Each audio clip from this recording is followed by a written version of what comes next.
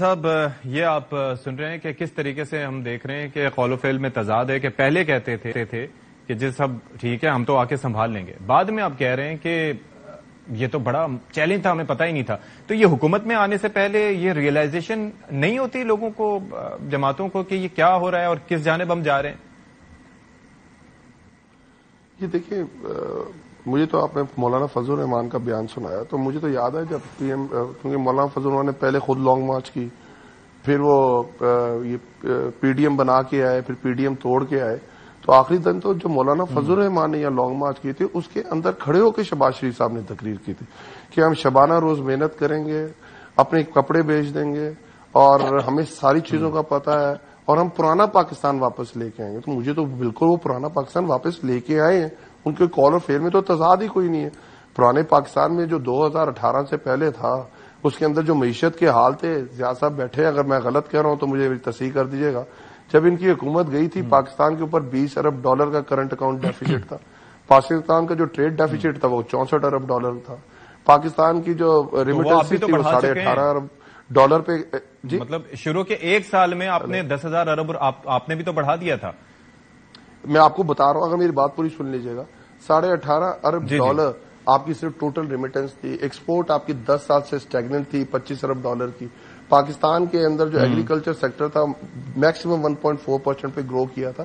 ہم آئے، ہمارے کرونا بھی تھا، ہمارے ٹائم پہ 2 سال کرونا سپر سائیکل آیا اور 3.25 سال بعد جب ہماری حکومت کی لاسٹ 2 ایئرز میں 5% اور 6% ہماری جی ڈی پی گروتھ تھی.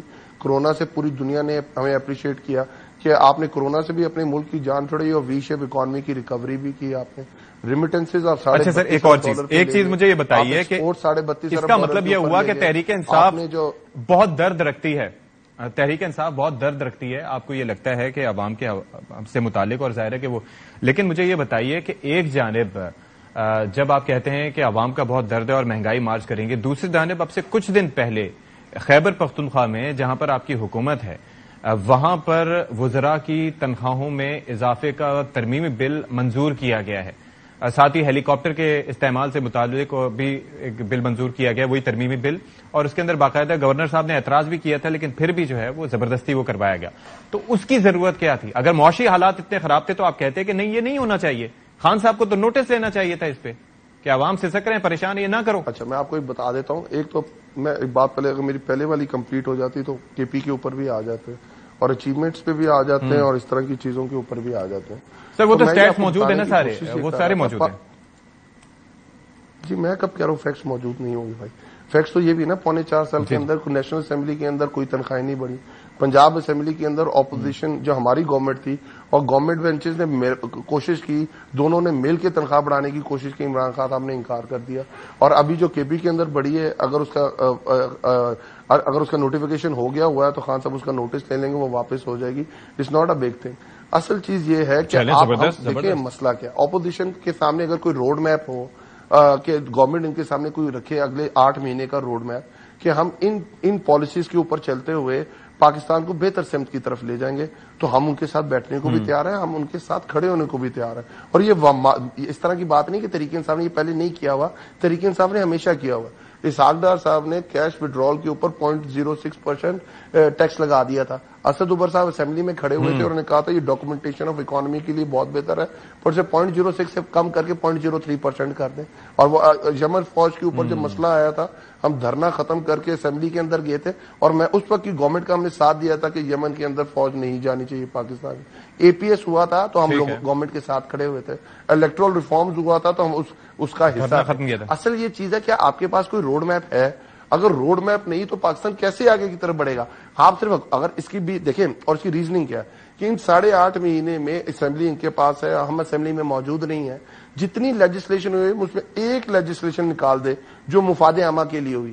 اگر لیجسلیشن ہوتی ہے تو 1100 ارب روپے کہ آپ کے تو بات یہی تھی نا کہ پھر آپ کو اسمبلی سے جانا نہیں چاہیے تھا، ورنہ آپ نے خود ہی ان کو رستہ فراہم کیا کہ وہ نیب قوانین میں بھی ترمیم کریں، سارا کچھ کریں. سچی پلیجو صاحب، ابھی علی نواز اعوان صاحب، سر مجھے سچی پلیجو صاحب سے تھوڑی بات کرنے دیں پھر آپ کی جانب واپس آتا ہوں. سینٹ میں موجود ہے تو کیا سینٹ میں بل پاس ہو رہے ہیں کہ نہیں ہو رہے؟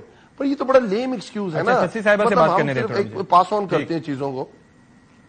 ٹھیک ہے، آئی گاٹ یور پوائنٹ سر. یہ سسی صاحبہ، یہ جو میثاق معیشت کے حوالے سے بات ہوتی ہے، اب ظاہر ہے کہ انہوں نے بھی ایک آرگومنٹ دیا ہے کہ یہ ہونا چاہیے کہ کوئی روڈ میپ دیں، کوئی پلان دیں.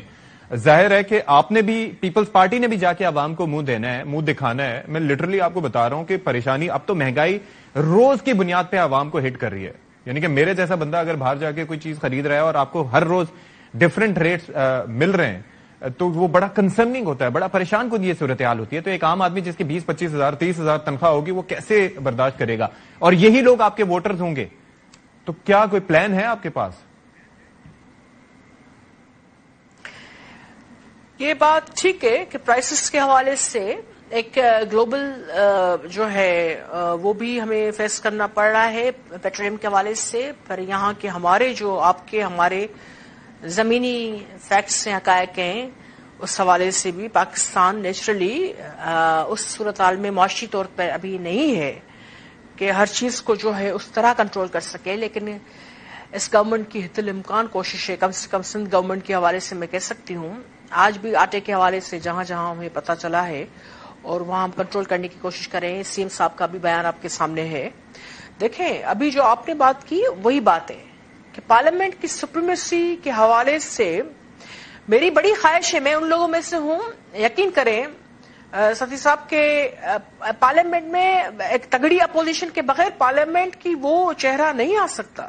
اور پاکستان جیسا ملک جہاں ملٹی ڈائمینشنل چیلنجز ہو آپ کے سامنے، ٹیررزم، پھر آپ کے معاشی چیلنجز، پھر IMF، there are so many things تو اس کو ڈیل کرنے کے لیے آپ کو ایک بہرحال پارلیمنٹ کا جو حصے ہوتے ہیں، آئین آپ نے بھی پڑھا ہے، تو اس کو پیپلز پارٹی نے شروعات کی تھی 2008 میں. محترمہ صاحبہ کی شہادت کے بعد محترمہ صاحبہ کا ویژن تھا کہ اپوزیشن ہو یا ٹریجری ہو، ان کو آگے جا کر ساتھ یعنی پارلیمنٹ کو آگے لا کر جانا پڑے گا اور ٹینیور جو ہے وہ مکمل ہونا پڑے گا. یہی باتیں ہم کہتے ہیں کہ پارلیمنٹ میں ان کو بیٹھنا چاہیے، ان کو ہونا چاہیے تھا. بالکل بیٹھنا چاہیے. اچھا عامر ضیاء صاحب، ہاں یہ ایک پارٹی ہے، ان کو بیٹھنا چاہیے تھا، بیٹھنا چاہیے تاکہ بیٹھ کے وہ مسائل بھی حل ہو سکیں. اور ظاہر ہے کہ اپنا کوئی کنفلکٹ آف انٹرسٹ ہے یا کوئی آپ کو بات کرنی ہے تو وہ بات آپ ایک پلیٹ فارم سے کر سکے. بہرحال ایک نقطہ نظر ہے. ٹھیک ہے عامر ضیاء صاحب، سر یہ فرمائیے گا کہ ایک تو یہ کہ یہ جو ہم معاشی اعتبار سے نمبرز پیش کرتے ہیں، سر میں ایک سیدھا سا سوال پوچھنا چاہتا ہوں. ظاہر ہے کہ معاشی اعتبار سے میری رائے بہت ناقص ہے، علم کم ہے. یہ جو GDP کی گروتھ کے حوالے سے بات کرتے ہیں 5%، 6%، سر ہم یقین کریں 3.25 سال بعد پریشانی کے شکار تھے. شیخ رشید صاحب بھی کہہ رہے تھے، اسد عمر صاحب بھی کہہ رہے تھے کہ جی گیپ ہے، یعنی کہ گراس ڈومیسٹک پروڈکٹ کا ترقی کرنا، GDP کا ترقی کرنا اس بات کا انڈیکیٹر نہیں ہوتا کہ عوام بھی ترقی کر رہے ہیں. وہ ایک مجموعی صورتحال کو بیان کرتا ہے. تو جو عوام کی صورتحال کو ماپنے کے لیے پیمانے الگ ہوتے ہیں، جس میں ہیومن ڈیولپمنٹ انڈیکس ہوتا ہے اور کئی فیکٹرز ہوتے ہیں جن کے ذریعے ناپا جاتا ہے. تو یہ تھوڑا سا ذرا کلیریفائی کیجئے گا کہ لوگ ساری چیزوں کو، عوام کی حالت زار کو صرف GDP سے کیوں جوڑتے ہیں؟ آپ نے بالکل صحیح بات کی کہ ہیومن ڈیولپمنٹ جو ہے وہ سب سے اہم چیز ہوتی ہے. اچھا پاکستان کا جو ایک المیہ رہا ہے کہ جب بھی ہماری GDP گروتھ زیادہ ہوتا ہے تو ہماری معیشت اوور ہیٹ ہو جاتی ہے اور اس کے نتیجے میں ہم لوگ جو ہے کرنٹ اکاؤنٹ ڈیفیسٹ کا شکار ہو جاتے ہیں. آپ پوچھیں گے کیوں؟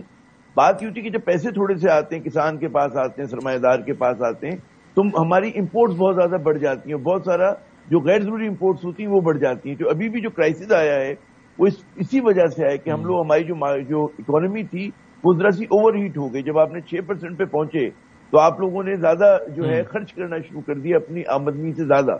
تو یہ ایک بہت بڑا ہمارے ساتھ جو ایک کہیں گے نا پاکستان کی اکانومی کا ایک فلا ہے، ایک اس کی کمزوری ہے. تو اس کو جو بڑھانا چاہیے مطلب بڑا سسٹینیبل طریقے سے.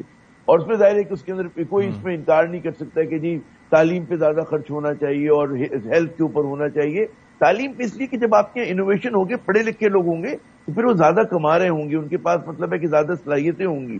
تو کوئی بھی اگر آپ کے پاس ہیومن اسکل پور ہے تو پھر آپ ترقی نہیں کر سکتے. تو ہمارا جو اصل وہ ہے، اور جبکہ ہم بات کرتے ہیں جی ہماری طاقت جو ہے وہ نوجوانوں میں ہے، مطلب ہے آپ کا جو بلک آف لوگ ہیں، تعداد ہے وہ 30% اینڈ بلو 30 ایئر اولڈ ہے نا. تو اس کے اوپر تو آپ کو زیادہ خرچ کرنا ہوگا کہ آپ صرف یہی نہیں ہوتا کہ MA BA کرا رہے ہو، پولی ٹیکنیک کی آپ کے پاس ہونی چاہیے، سائنس ہو، طب ہو، ٹیکنیکل آپ کے پاس ہو چیزیں. اور ظاہر کاروبار کو فیسیلیٹیٹ کرنا چاہیے. تو ایک اچھا آخری بات میں کروں گا جو اس سے ایک پوائنٹ وہی کہ دیکھو اگر معیشت ٹھیک کرنی ہے نا اس کا پہلی شرط ہوتی ہے دنیا بھر میں دو. ایک تو کہ سیاسی استحکام اور سینٹیمنٹ کیا ہوتا ہے کہ لوگوں کو اعتماد ہو کہ جو لوگ معیشت چلا رہے ہیں. اب بدقسمتی یہ ہے کہ اس وقت جن لوگوں کے ہاتھوں میں معیشت ہے اسحاق ڈار صاحب ہیں بڑا ٹینٹڈ فگر ہیں. آپ یہاں کے کراچی کے بزنس مین سے میں تو بات کرتا ہوں روز میری بات ہوتی ہے کسی نہ کسی سے تو ان کے اوپر شک و شبہات ہیں. ان کے اوپر یہ کہ جناب ان کی جو پوری سرمایہ کاری ہے ان کا بزنس ہے ان کی دھن دولت ہے وہ تو ملک سے باہر ہے. پورے شریف خاندان کی بھی یہی ہے.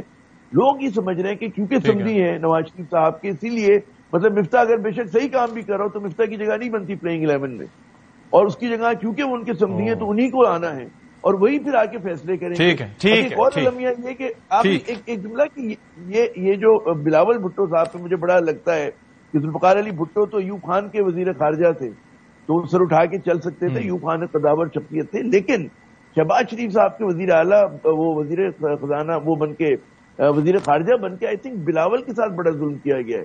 وہ ایک مطلب نیٹ کلین لیکن he has maintained his separate image. مطلب یہ کہ آپ دیکھ لیں کہ انہوں نے اپنے ایک سیپریٹ امیج رکھا ہے and he has defended Pakistan well.